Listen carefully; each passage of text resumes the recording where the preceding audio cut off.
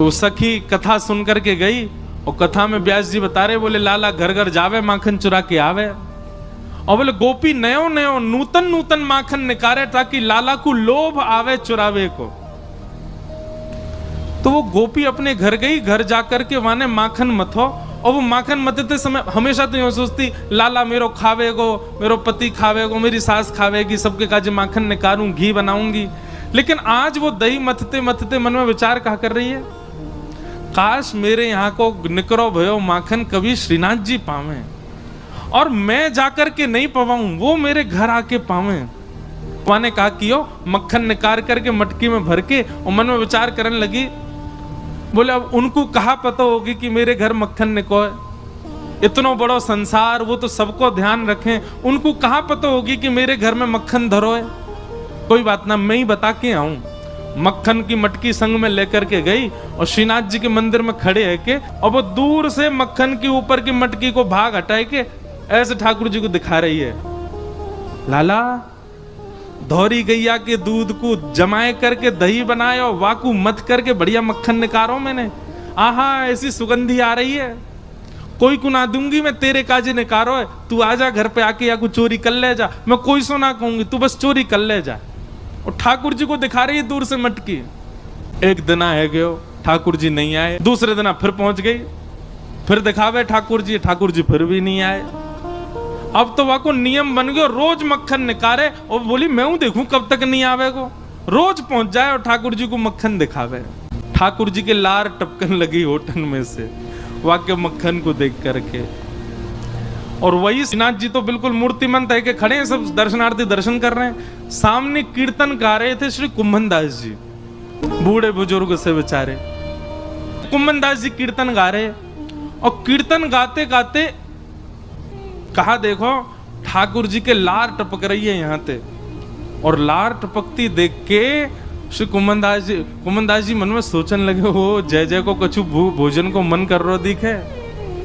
तो जैसे पर्दा आयो, कुंभनदास जी पर्दा के भीतर झांक के बोले, जय जय कहा भयो, कैसे लार निकल रही है। तो ठाकुर जी बोले, एक गोपी आवे, रोज आवे और रोज मटका में मक्खन लेके आवे, दूर से मुंह दिखावे और मुंह को लोभ दे के जावे, तो या को पाके जा, या को पाके जा। देखे कुंभनदास, अब सोचो ये कैसे बूढ़े बुजुर्ग से इनसे ठाकुर जी लीला करते। कुंभनदास जी बोले, जय जय कहा भयो, कैसे लार निकले। बोले एक गोपी रोज आवे और मुंह को दूर से ही मक्खन दिखावे, यो के लाला आजा मेरे घर आके चोरी कर जा, और बता मुंह को लोभ दे के जाए। भाई यो शर्म नहीं आ रही है, मैं परमात्मा मुंह लोभ दे रही है।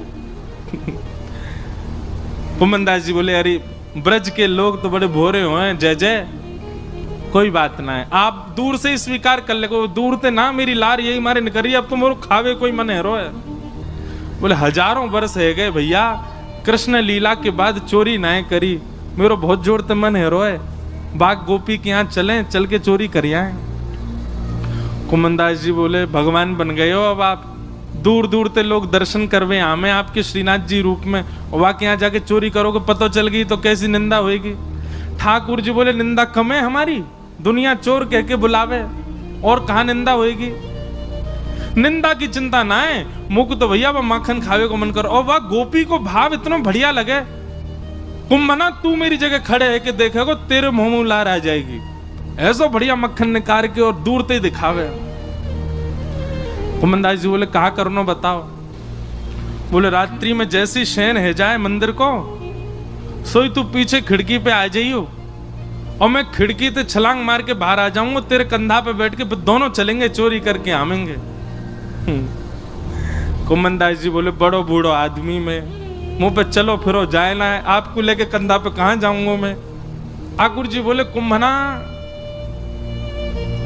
तू बस एक बात, एक सूत्र अपना ले। बोले, कहा शीघ्रता रखियो, बस देरी मत करियो, विलंब मत करियो, और जैसो मैं कहूं वैसो कर तो चलियो, बाकी सब मैं संभाल लूंगा, तू बस ले चल मुझे। रात्रि में मंदिर कपाट बंद है गए, शयन है गए, सब दर्शनार्थी अपने अपने घर चले गए, मंदिर के सेवायत सब चले गए।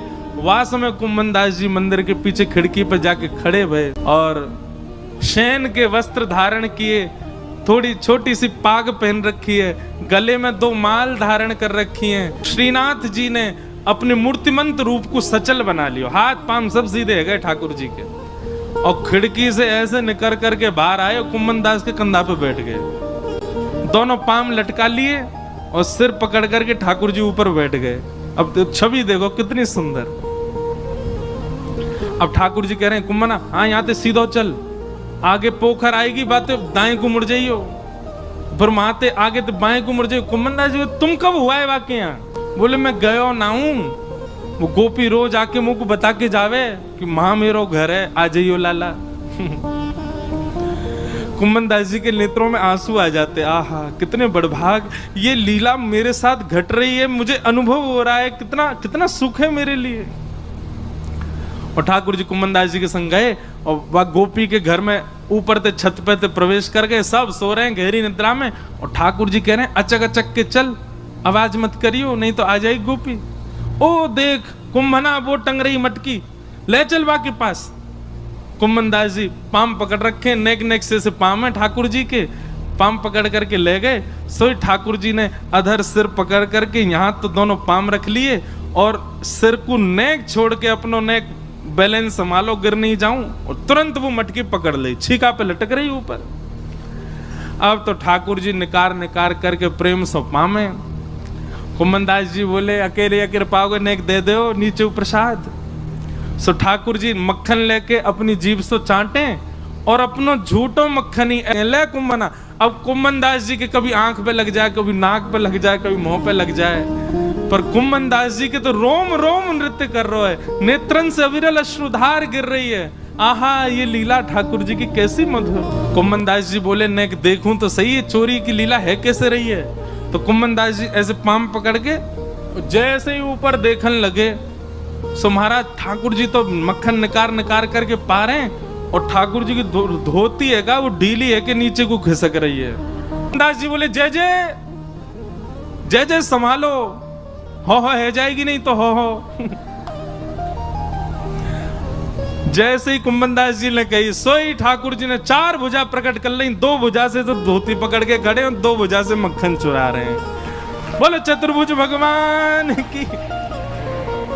कुम्मन दास जी बोले चतुर्भुज बहुत देखे लेकिन ऐसा नहीं देखो, दो भुजान ते धोती पकड़ के खड़ो है और दो भुजान से मटकी से मक्खन चुरा रहे है। और वह छवि को देख करके कुम्मन दास जी तो अपनो सब बेसुध है गए, ठाकुर जी के पाम वाम सब छोड़ छाड़ दिए। अब तो वो तो बिल्कुल महाराज ढीले से पड़ गए, बेहोशी सी आ रही है उनको देख करके कि ये लीला मेरे संग क्यों है रही है।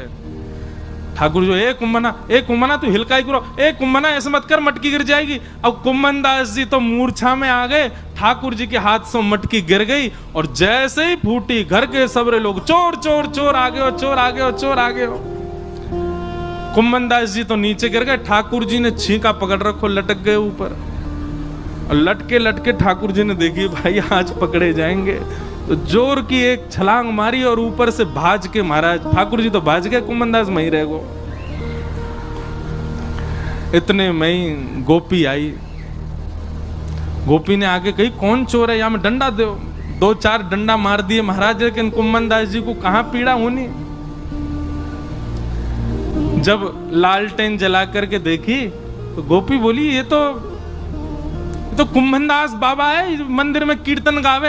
अरे बाबा मैं तो मक्खन को ले जाती कि लाला भोग लगावे आएगो, और तू आगो यहाँ चोरी करवे, शर्म ना आई तो को हैं बुढ़ापे में चोरी करे। कुम्भन दास जी के तो नेत्रों से आंसू बह रहे हैं। नेत्र खोल करके जब कहा कौन सी गोपी है तुम में ते जो मक्खन लेके जावे, तो गोपी बोली मैं हूं, मैं लेके जाऊं। मैं ही कहती लाला ते लाला का उदना आ जा, लाला तो आयो नहीं, जो बूढ़ा पड्डा आगो मेरे घर। कुम्भन दास जी के चरणन में गिर गए और चरणन को हृदय से लगा करके तब कुम्भन दास जी ने जो पद गायो, तू है सखी बड़ भाग बड़ी, नंदलाल तेरे घर आवत है। तू है सखी बड़ भाग बड़े, लाल तेरे घर आवत है। ये रास है, इसको रास कहते हैं, नृत्य को रास नहीं कहते। तू अपनो श्रृंगार करत है, तू अपनो श्रृंगार करत है। ये दर्पण हाथ दिखावत है, ये दर्पण हाथ दिखावत है।